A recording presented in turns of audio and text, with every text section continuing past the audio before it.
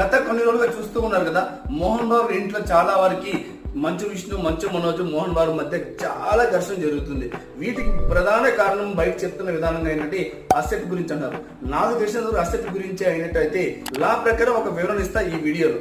లా ప్రకారం ఏంటంటే మన తాతగారు సంపాదించిన ఆస్తి అది ఖచ్చితంగా మన వాళ్ళకి హక్కు ఉంటుంది. మన నాన్నగారు సంపాదించిన ఆస్తి నాన్న ఏమైనా చేయొచ్చు. అది అనాథాశ్రమంకి ఇవ్వచ్చు, ఒకే కొడుకు ఇవ్వచ్చు, ఇంకొక కూతురికి ఇవ్వచ్చు. కాబట్టి ఇప్పుడు ప్రెసిడెంట్ ఉన్న సిచ్యువేషన్ ప్రకారం మోహన్ బాబు గారు ఈ మొత్తం స్థిరాస్తి మొత్తం సంపాదించారు కాబట్టి ఖచ్చితంగా అతనికే రైట్స్ ఉంటుంది, ఏమన్నా చేయొచ్చు. దీని మీద మంచి మీద ఫైట్ చేసే పని అయితే అది కేవలం డెసిషన్ మోహన్ బాబు చేతిలో ఉంటుంది.